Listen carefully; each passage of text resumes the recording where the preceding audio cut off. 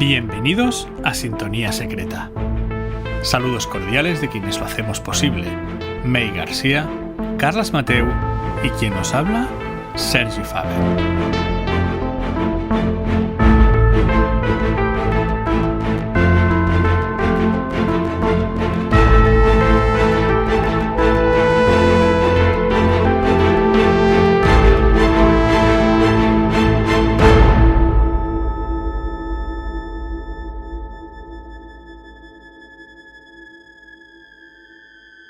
Sintonía Secreta. Agosto del 2020. Sin duda, uno de los años más extraños que recuerdo. Y todavía en plena pandemia por el SARS-CoV-2, este coronavirus oficialmente desconocido hasta diciembre de 2019 y que, según nos dicen, provoca la enfermedad conocida como COVID-19.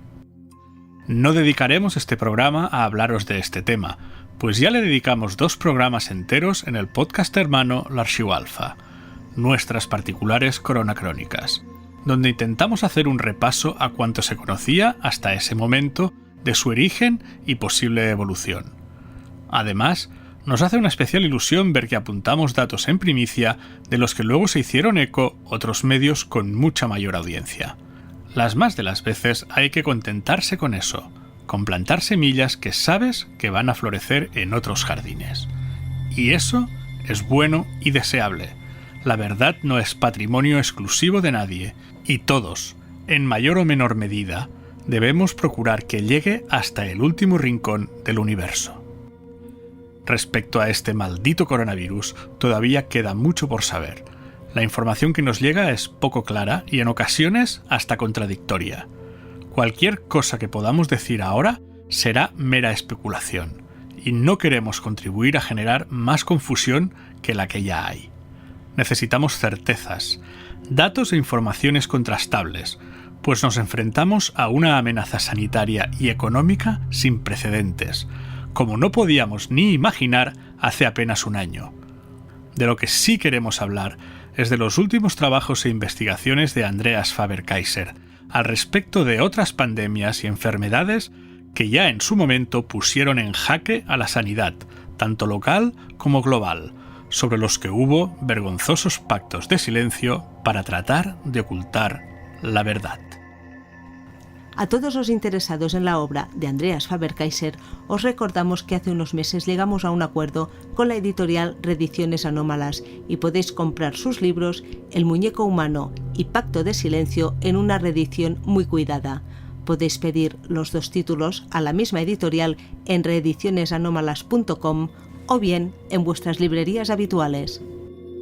Al respecto del síndrome tóxico, una enfermedad epidémica multisistémica que apareció en 1981 en España, el único país afectado, y que supuso una catástrofe nacional y un desafío para las autoridades sanitarias del país con varios miles de muertos y afectados, las investigaciones admitidas oficialmente han apuntado como causante del síndrome al consumo de aceite de colza importado, desnaturalizado con anilina al 2% para uso industrial y posteriormente refinado fraudulentamente para su venta como alimento.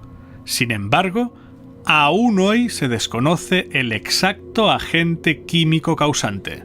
Los procesos judiciales abiertos, en consecuencia, encontraron culpables de la intoxicación masiva a los empresarios aceiteros que importaron el aceite de colza desnaturalizado y que después refinaron dolosamente. Asimismo, fueron condenados los funcionarios responsables del control del aceite de colza importado y, en consecuencia, el Estado fue considerado el responsable civil. Esta afirmación de que aún hoy se desconoce el exacto agente químico causante no es nuestra. Se encuentra en el artículo El síndrome del aceite tóxico 30 años después, de la Revista Española de Medicina Legal, volumen 37, número 4, páginas 155-161, octubre-diciembre del 2011. Por lo tanto, 30 años después, 39 ya, seguimos sin saber el agente químico causante. ¿Ustedes se lo creen? Nosotros tampoco. Para contextualizar mejor los escritos de mi padre, Permitidme antes que os hable de un hecho que llamó poderosamente mi atención cuando lo leí por primera vez y que no ha tenido la difusión que creo se merece. Desde luego, no en los grandes medios de comunicación, porque al poder, una vez más, no le conviene que determinados asuntos se aireen. Pero situémonos. Sundance Film Festival 2019, Park City, Utah, Estados Unidos. Durante el tercer día se proyecta el documental Cold Case Hammarskjöld, realizado por el danés Mats Brügger y el sueco Goran Björkdahl, e investiga el caso del exsecretario general de las Naciones Unidas, Dag Hammarskjöld, que murió en un misterioso accidente aéreo cerca de Ndola, Zambia, en 1961. Durante las audiencias de la Comisión de la Verdad y la Reconciliación de Sudáfrica en 1998, se encontraron cartas con el membrete oficial del SAIMR, el Instituto Sudafricano de Investigación Marítima, que sugerían que la CIA y la inteligencia británica habían acordado que Hammarskjöld debía ser eliminado. Pero Londres y Washington evidentemente negaron su participación en el asesinato de Hammarskjöld. Durante la realización de la nueva película, las investigaciones de Brügger y Björkdahl los llevaron a Alexander Jones. Sí, yo también lo pensé. A veces se dan casualidades casi surrealistas. El caso es que Jones les dijo ante la cámara que la SAIMR, que había operado con el apoyo de la CIA y la inteligencia británica, utilizaba vacunas falsas para propagar el virus del VIH en la región. Jones, un exmiembro del servicio de inteligencia de la época del apartheid de Sudáfrica, que dice que trabajó durante años como oficial de inteligencia con el SAIMR, confesó que él y sus colegas propagaron el virus del SIDA y otras enfermedades en los años 80 y 90 bajo el mando de su líder, Keith Maxwell, y afirma que estas enfermedades se propagaron deliberadamente entre la población del África Meridional en un esfuerzo para acabar con el mayor número posible de población negra. Maxwell no tenía formación médica, pero dirigía clínicas en zonas pobres, sobre todo negras, alrededor de Johannesburgo, mientras afirmaba ser médico. Eso le dio la oportunidad de una experimentación siniestra, dice Jones en la película. Fuentes de Sudáfrica dicen que el SAIMR estaba vinculado al conocido programa de guerra química y biológica del país, dirigido por el Dr. Wouter Basson, programa que los racistas del apartheid utilizaban como tapadera para matar a los negros en Sudáfrica y en otros países o para causarles graves daños. El programa de guerra química de Sudáfrica también tenía vínculos con el de Rodesia, y ambos incluían la propagación del cólera y otras enfermedades peligrosas en la región, complementándolo con la experimentación con el VIH. Pero mientras las revelaciones del documental han golpeado la conciencia de sus espectadores, la maquinaria de descrédito se puso en marcha inmediatamente.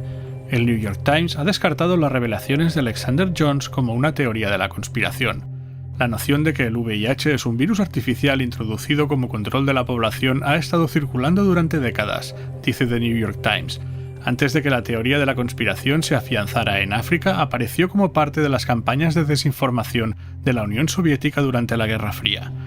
Esto, si hallo la motivación necesaria y estimo que os puede interesar, será parte de un futuro programa donde detallaremos la llamada Operation Infection. La película también explora el inexplicable asesinato de una joven recluta del SAIMR en 1990, cuya familia cree que fue asesinada debido a su trabajo en un proyecto relacionado con el SIDA, dirigido por el grupo en Sudáfrica y Mozambique. Al parecer, al menos otro miembro de la SAIMR había expresado su preocupación por los programas médicos del grupo. Dagmar Feil era una bióloga marina que fue reclutada por su novio. En 1990 fue asesinada fuera de su casa en Johannesburgo. Sus parientes creen que el asesinato estuvo relacionado con su trabajo en el programa del SIDA del SAIMR. Y para no alejarnos mucho de África, seguimos con el radar puesto sobre el director general de la Organización Mundial de la Salud, el Dr. Tedros Adhanom Ghebreyesus, pero eso será en otro programa, cuando el origen y las repercusiones económicas de salud mundial y geopolíticas del SARS-CoV-2 estén más claras. Y por si todavía dudáis de la posibilidad de estas prácticas inhumanas, comentaremos ahora dos casos relacionados que demuestran la profunda falta de remordimientos de algunos hombres de ciencia ante la experimentación con sus congéneres. Entre 1946 y 1948, los servicios de salud pública del gobierno norteamericano, dirigidos por el médico John Charles Cutler, bajo la administración del demócrata Harry S. Truman, llevaron a cabo un proyecto de inoculación de sífilis y otras enfermedades venéreas como la gonorrea en soldados guatemaltecos, presos, pacientes psiquiátricos, prostitutas e incluso niños huérfanos sin su consentimiento ni conocimiento para determinar la capacidad de la penicilina de curar estas enfermedades. Cutler sería tristemente conocido también por participar en otro estudio del gobierno igualmente aborrecible, el famoso Tuskegee Study, realizado en Alabama entre población afroamericana. Se calcula que más de 1.500 personas fueron infectadas. Durante los experimentos se utilizó preferentemente a prostitutas enfermas de gonorrea o sífilis para contagiar a individuos privados de libertad, soldados o pacientes de manicomios. Al comprobarse que eran muy pocos los hombres que se habían contagiado, se pasó a la inoculación directa, inyectando la bacteria directamente en el pene, el brazo o la espalda de las víctimas. Se pretendía estudiar el desarrollo de las enfermedades venéreas en periodos prolongados de tiempo sin ofrecer tratamiento alguno a los infectados. Llama la atención que otros organismos también apoyaron el estudio, como el National Institute of Health y la Organización Panamericana de Salud. Incluso el propio gobierno de Guatemala de aquella época parece ser que consintió los experimentos. Unos pocos años antes, el famoso Dr. Mengele realizó experimentos muy similares con prisioneros para probar tratamientos contra la malaria. Más de 1.000 individuos fueron deliberadamente expuestos a mosquitos infectados de malaria o infectaron deliberadamente prisioneros con el tétanos y otros agentes para probar la eficacia del antibiótico sulfonamida. Por no hablar de la experimentación con seres humanos que se llevó a cabo por los japoneses contra los soldados chinos y otros en su infame Unidad 731. En octubre de 2010, el gobierno de Estados Unidos reconoció los sucesos que consideró abominables y gravísimos y se disculpó públicamente por estos, con una inusual excusa presentada por la Secretaría de Estado al pueblo guatemalteco. El anteriormente mencionado experimento Tuskegee fue un estudio clínico llevado a cabo entre 1932 y 1972 en la ciudad estadounidense de Tuskegee, Alabama, por el Servicio de Salud Pública de Estados Unidos. Entonces, 600 aparceros afroestadounidenses, en su mayoría analfabetos, fueron estudiados para observar la progresión natural de la sífilis si no era tratada y si se podía llegar hasta la muerte. Este experimento generó mucha controversia y provocó cambios en la protección legal de los pacientes en los estudios clínicos. Los sujetos utilizados en este experimento no habían dado su consentimiento informado, no habían sido debidamente notificados de su diagnóstico y fueron engañados al decirles que tenían mala sangre, un término local para referirse a enfermedades que incluían la sífilis, la anemia y la fatiga. Les dijeron que si participaban en el estudio recibirían tratamiento médico gratuito, transporte gratuito a la clínica, comidas y un seguro de sepelio en caso de fallecimiento. En 1932, cuando empezó el estudio, los tratamientos para la sífilis eran muy tóxicos, peligrosos y de efectividad cuestionable. Parte de la intención del estudio era determinar si los beneficios del tratamiento compensaban su toxicidad y reconocer las diferentes etapas de la enfermedad para desarrollar tratamientos adecuados a cada una de ellas. Los médicos reclutaron a 600 varones negros. De los 600, 399 estaban infectados con sífilis antes de comenzar el estudio, para estudiar el progreso de la enfermedad durante los 40 años siguientes. Para establecer comparaciones, también se estudió un grupo de control de 201 varones sanos. Durante los primeros años del estudio, la enfermedad la combatieron con cócteles tóxicos que incluían mercurio o arsénico y que a veces eran más perjudiciales para el paciente que la propia enfermedad. Los investigadores más creativos habían experimentado infectar deliberadamente a pacientes con malaria para producir una fiebre prolongada que, a veces, mataría la infección de sífilis. Sin embargo, a mediados de los años 40 se descubrió que la recientemente descubierta penicilina antibiótica era una cura segura y eficaz contra la sífilis. El gobierno de Estados Unidos patrocinó un programa nacional de salud pública para erradicar la enfermedad, pero lejos de salvar a esta pobre gente a la que estaban enfermando y envenenando por la ciencia, los investigadores de Tuskegee, en un intento por preservar los frutos de sus trabajos, mantuvieron la cura en secreto para los pacientes. No solo eso, también proporcionaron a los médicos locales listas de los nombres de los participantes para que no les dieran la penicilina.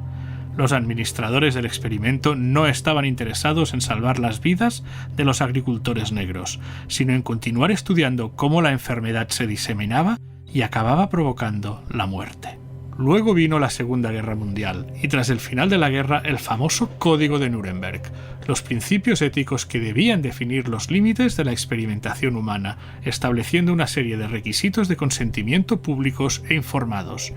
Obviamente, el estudio de Tuskegee estaba en contradicción directa con muchas de estas directrices, pero los experimentos continuaron sin interrupción. Durante años, los doctores trataron a sus pacientes con un régimen de placebos. El estudio continuó hasta 1972, cuando una filtración a la prensa causó su fin.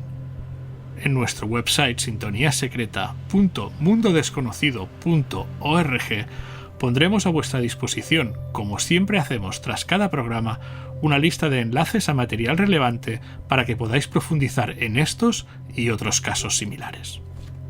Pasamos a ofreceros ahora una cuidada selección de extractos de cartas y artículos de Andreas Faber-Kaiser, una mezcla de material publicado e inédito que creemos os ayudará a comprender su posicionamiento como persona e investigador, que en su caso eran uno y lo mismo, respecto a determinadas pandemias y enfermedades que venimos sufriendo desde hace décadas, con un especial hincapié en los años 80 del siglo pasado y sobre los oscuros personajes que, operando sin escrúpulos desde las sombras de la sanidad mundial, deciden quién debe morir y quién tiene derecho a la vida. Celebré hace 10 años, en el último editorial que publiqué en Mundo Desconocido, el haber llevado la lucha hasta aquel número 75. Simbólicas bodas de platino para una labor que intentaba llegar lo más cerca posible del origen del misterio.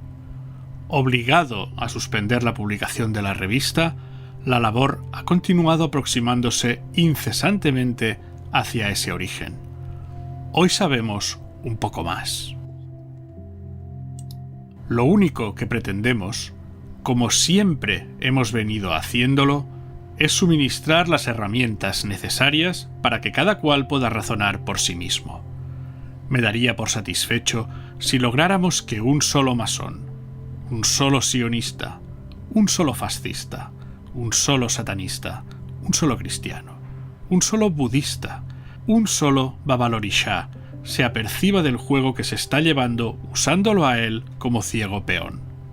Si uno solo de nuestros lectores se llega a dar cuenta de que lo que importa no es el satanismo, el cristianismo, la masonería, el sionismo, el fascismo, el mesianismo, sino él exclusivamente como individuo libre, que solamente alcanzará la libertad total cuando todos y cada uno de los individuos de la especie humana hayan alcanzado el mismo grado de concienciación de su libertad individual, para conformar entonces una comunidad, un ente global autónomo, libre en su esencia y en su totalidad, que podrá afrontar la liberación final de sus cadenas cósmicas, que le atan desde su nacimiento a quienes enlazan con la cúspide masónica y con la cúspide cristiana, ambas proliferadas bajo 1000 nombres y líneas religiosas diversas, más allá de los límites de nuestra atmósfera terrestre.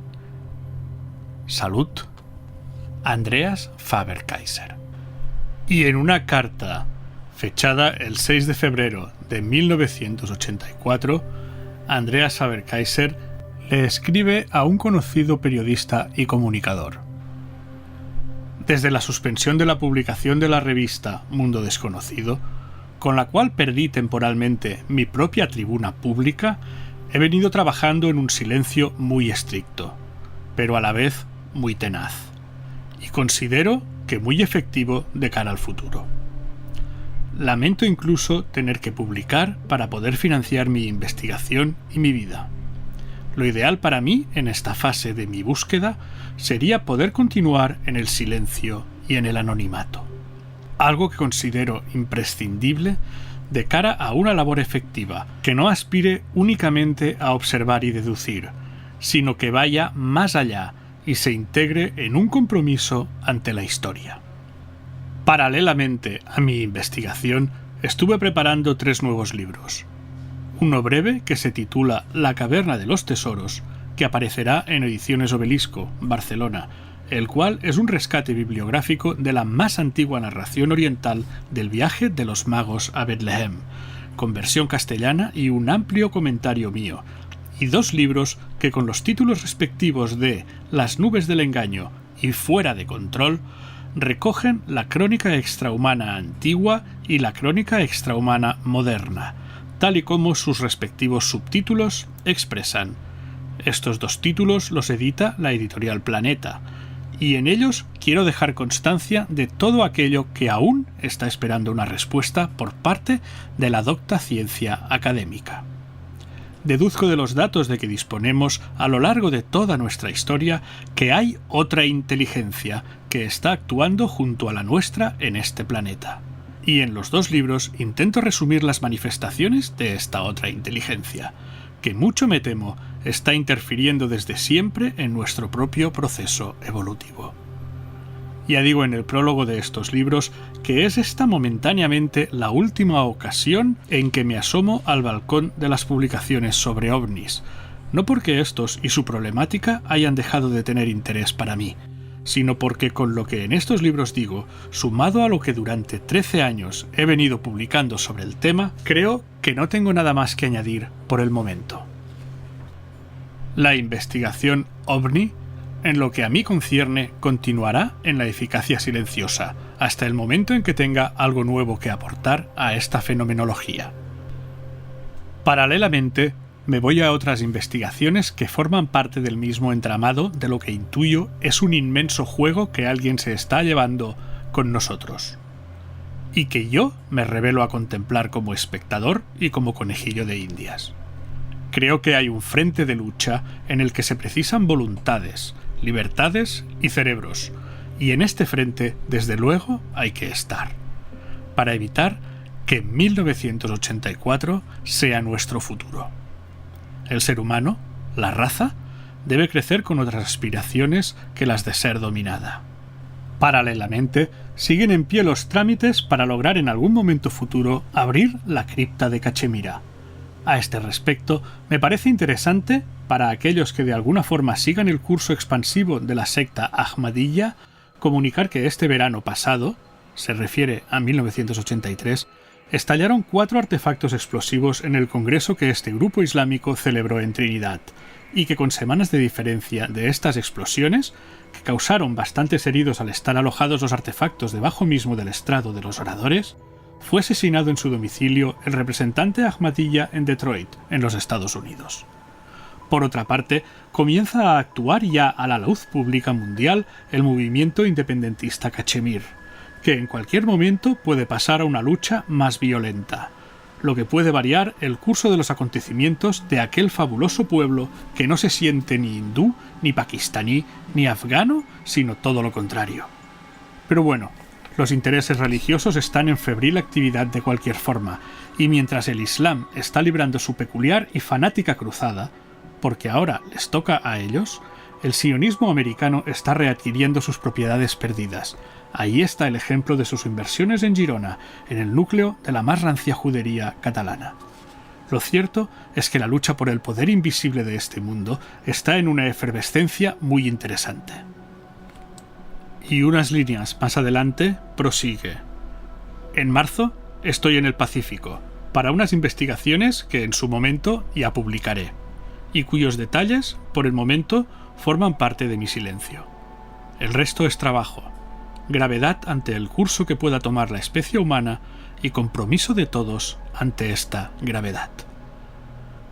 Porque en modo alguno hay que ser fatalistas. El barco tiene un timón y solo hay que aplicarle inteligencia y serenidad, junto con una ágil perspectiva de futuro, y no dejar que lo empuñe quien no nos preguntó nunca si estamos de acuerdo con ello. Poco más te voy a decir ahora. El futuro dirá.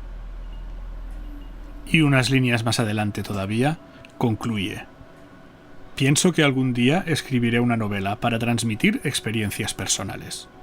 Pero algo he aprendido, que esta humanidad vale la pena, y que hay que ayudar a cualquier ser a que alcance su libertad plena. Suerte y salud. Andreas. Conspiraciones contra nuestra salud. En 1981, 60.000 españoles fueron envenenados por un producto aún no determinado científicamente. En aquel entonces, los Estados Unidos tomaron cartas en la mayor intoxicación alimentaria de la historia de la humanidad. También, en 1981, se descubre la existencia de un nuevo y enigmático virus letal, el VIH-2, que produce el SIDA. Varios científicos están convencidos que este virus fue creado artificialmente en un laboratorio norteamericano. Solamente un año antes, en 1980, y al tiempo que se descubría la existencia del virus VIH-1, los Estados Unidos hacían público el informe Global 2000, en el que se recogen recomendaciones para reducir grandes sectores de población. Cabe pensar que en más de una ocasión somos las víctimas inconscientes de auténticas conspiraciones que atentan impunemente contra nuestra salud. En este artículo, escrito en 1993, Andreas Faber-Kaiser nos recuerda que hacía entonces 12 años se produjo en España la mayor intoxicación alimentaria de la historia de la humanidad, de resultas de la cual fallecieron alrededor de 1.100 españoles y quedaron afectados en mayor o menor grado unos 25.000 de acuerdo con las cifras oficiales y más de 60.000 si nos atenemos a otros recuentos más objetivos, que no se ven obligados, por imperativos de las indemnizaciones, a reducir el número real de afectados. Independientemente de las penas impuestas a unos industriales que a lo sumo son responsables de una manipulación fraudulenta de una partida de aceite, pero sobre cuya conciencia no pesarán jamás ni las muertes ni los afectados habidos. Es abominable el hecho de que la inmensa mayoría tanto de los afectados mismos como de la opinión pública se contenten con la falsa explicación oficial del aceite de colza, como causante de la intoxicación masiva de 1981. Así parece que aquí no haya pasado nada más, y la gente ya tiene el tema archivado y olvidado, que es el objetivo que el gobierno perseguía. Pero lo acaecido es excesivamente grave, como para que caiga en el olvido. Lo que sucedió tiene que saberse y recordarse, porque nos atañe a todos de forma gravísima. En el apartado dedicado a las armas de baja intensidad, Andreas Faber-Kaiser nos recuerda que, tal y como queda expuesto en el artículo ¿Existe un plan de genocidio mundial?, publicado en Más Allá número 49, la inteligencia norteamericana diseñó y propuso ya hace años, antes de producirse el síndrome tóxico en España y de conocerse la existencia del virus del SIDA, un plan de reducción de grandes porciones de población del planeta para garantizar la supervivencia del resto de sus habitantes. De acuerdo con sus recomendaciones, para el año 2000 hay que asegurar que la humanidad superviviente pueda vivir holgadamente en la superficie y con los recursos disponibles. Dado que las guerras ya no son fomentables en un clima de distensión y de pretendida confraternización mundial, hay que buscar otras armas, más disimuladas, que se conocen como armas de baja intensidad, para reducir el excedente de población. Un prototipo de una de estas armas es lo que pudo haberse estado ensayando en España en la primavera de 1981. No en vano, un informe de los servicios de inteligencia españoles contempla la posibilidad de que la otra gran peste de nuestro siglo, también descubierta en 1981, el SIDA, pudiera ser un arma de estas, de baja intensidad. No en balde tampoco, una fuente de los servicios de inteligencia admitiría que si se descubriera lo que realmente ocurrió aquí con el síndrome tóxico, pringaría gente muy importante, y pringaríamos todos nosotros. De forma que no voy a cejar en mi empeño de denunciar lo que realmente sucedió, y lucharé porque nadie lo olvide jamás. No hay espacio en este artículo para profundizar en el tema, que el lector interesado puede ampliar en mi libro Pacto de Silencio, Compañía General de las Letras, Barcelona, 1988. El gobierno sabía que no era el aceite.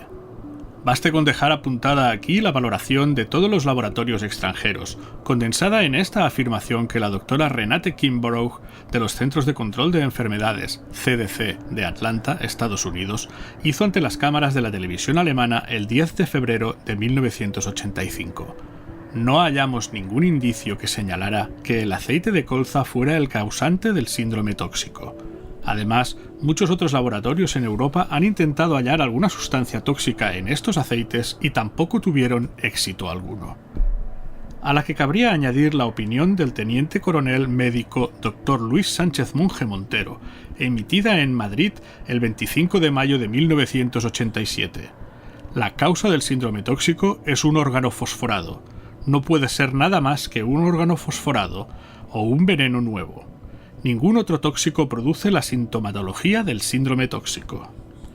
Debe recordarse que el Dr. Sánchez Monje aplicó medicación contra órganos fosforados y logró curar así a afectados del síndrome tóxico, logro médico del que nada quiso saber el gobierno. Porque, naturalmente, por el hilo se habría acabado por sacar el ovillo. Una nueva combinación de productos organotiofosforados de la misma familia de los que se hallan en la base del más moderno armamento químico. Y el gobierno no lo ignoraba. Solamente así se explica el que, mientras la ciencia a los 3 meses de producirse el síndrome ya sabía que no podía haber sido causado por el aceite de colza, el poder acusaba y encarcelaba únicamente a los industriales del aceite de colza. Solamente así se explica que, mientras la ciencia a los 8 meses ya sabía cómo curar a los afectados, el poder ocultaba a más de 60.000 enfermos la posibilidad de su curación. Solamente así se explica el que, mientras los letrados de la acusación contra los industriales del aceite de colza recibieron una ayuda oficial de 100 millones de pesetas, esta misma ayuda les fue denegada a los letrados de la defensa de estos mismos industriales, con lo que se rompía el principio de igualdad de armas. Desarrollado y sancionado en numerosas sentencias por el Tribunal Europeo de Derechos Humanos. De esta forma, el Tribunal Supremo violaba en 1992 la Constitución y los derechos humanos, circunstancia por la cual ya ha sido presentada, también el año pasado, la correspondiente demanda contra el Estado español ante el Tribunal de Estrasburgo.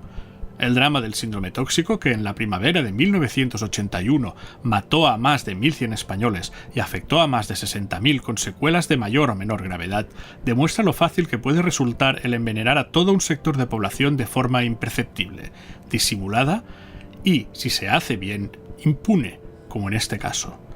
Con el agravante de que organismos y multinacionales que deberían estar velando por nuestra salud, como es el caso del CDC estadounidense, de la OMS con sede en Europa y de determinada multinacional alemana de la industria farmacéutica y química, no jugaron un papel excesivamente transparente tanto en el drama del síndrome tóxico español como en la pandemia del SIDA.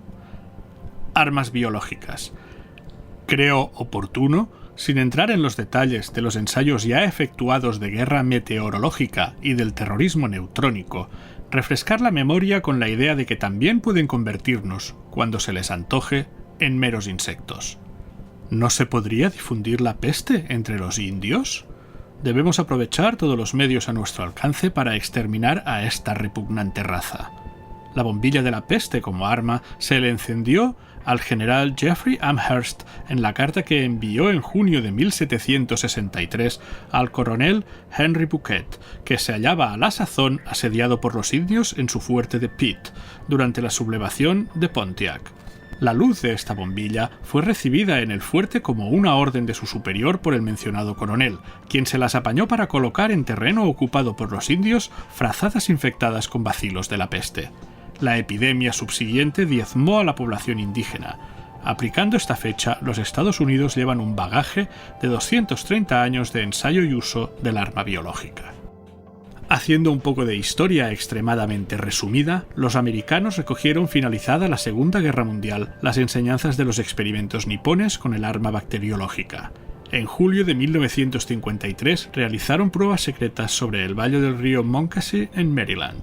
Un avión de la Marina regó la zona con el producto químico NJZ-2266, un sulfuro de zinc-cadmio combinado con esporas licopodias, producto deshidratante derivado del cultivo de musgos.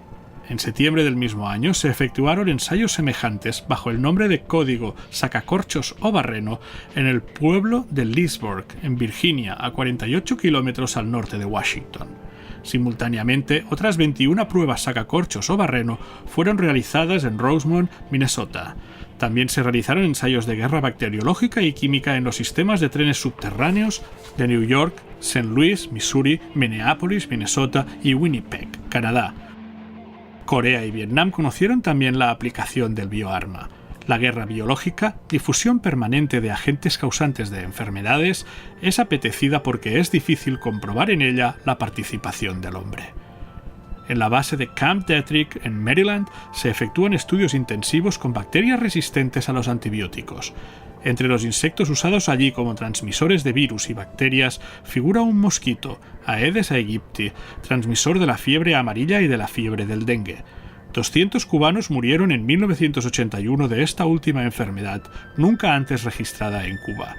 Los transmisores de la misma son bacilos invisibles, incoloros y carentes de olor, al igual que los de las otras 3 plagas que afectaron en 1981 a la caña de azúcar, en 1979 al tabaco y en 1971 y 1980 al ganado cubano. Nuevo armamento químico. En territorio estadounidense hay almacenadas enormes cantidades de gas neuropléjico que provoca la muerte instantánea, así como de herbicidas y defoliantes análogos a los aplicados en el Extremo Oriente. Las reservas del gas supertóxico BZ podrían exterminar por sí solas a la humanidad entera. Otros depósitos de modernizadas armas químicas y bacteriológicas se instalaron ya hace años en Europa, en especial cerca de Pirmasens en Alemania. Malasia, Afganistán y El Salvador, por citar unos ejemplos, conocieron también la aplicación de las armas químicas. A partir de 1981, los Estados Unidos reduplicaron sus esfuerzos para lograr el perfeccionamiento y almacenamiento en Europa de las cargas químicas binarias, un gas neurotóxico de 2 componentes que aisladamente son inofensivos, pero cuya combinación puede adoptar 2 formas, la llamada GB de acción inmediata y la VX de suspensión en la atmósfera. Ambas producen la muerte en el primer minuto.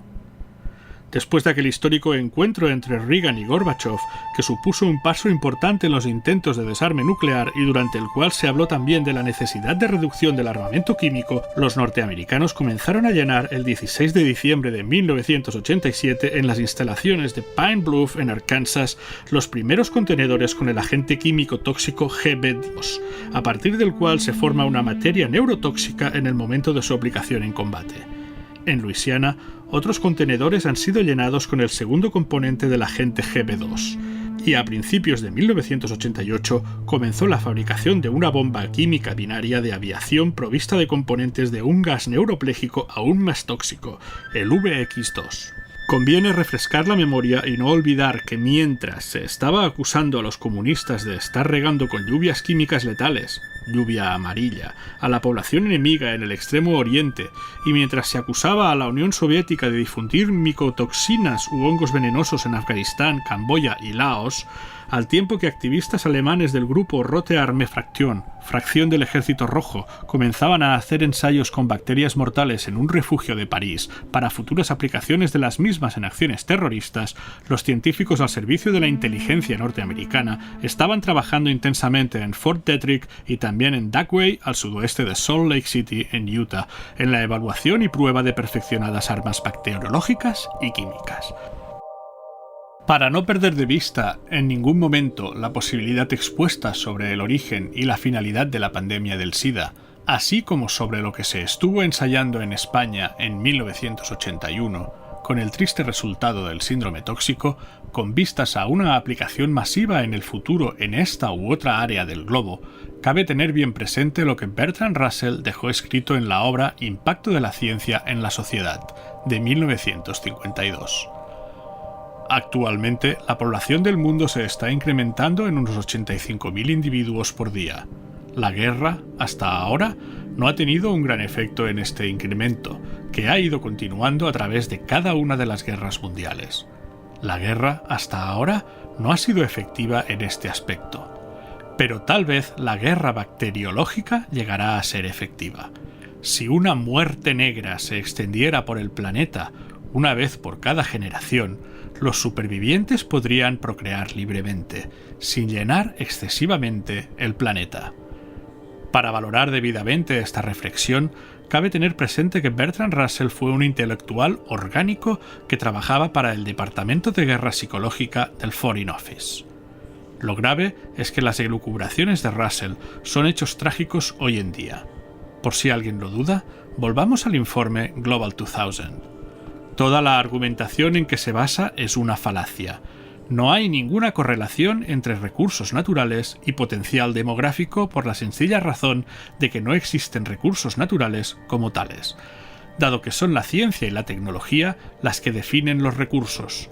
Si las tecnologías modernas disponibles se empleasen en las regiones atrasadas del mundo, es evidente que generarían los recursos requeridos por la población prevista para el año 2000. ¿Y cómo llega este informe a unas previsiones tan siniestras? Pues excluyendo precisamente toda difusión de las tecnologías agroindustriales modernas en el tercer mundo, excluyendo toda posibilidad de un verdadero desarrollo económico de estos países y excluyendo todo desarrollo económico que pudiera darse más allá de su actual estado. Sobre esta intención política, planteada como axioma, se ha levantado el andamio de estas previsiones de superpoblación, es decir, que en el año 2000 una economía mundial fatalmente estancada e incluso en franco declive no permitirá vivir a 2.400 millones de seres humanos, que por lo tanto sobrarán. Y hasta aquí el programa de hoy. Recordad que como siempre podéis ampliar contenido en nuestro website sintoniasecreta.mundodesconocido.org. Podéis seguirnos en las redes sociales con el nombre de Sintonía Secreta, así como escribirnos a sintoniasecreta@gmail.com para cualquier duda, aclaración, sugerencia, solicitud de colaboración, lo que os interese. Muchas gracias por estar ahí. Hasta la próxima, que ya sabéis que será cuando tengamos algo realmente interesante que contaros. Cuidaros mucho, salud y sort.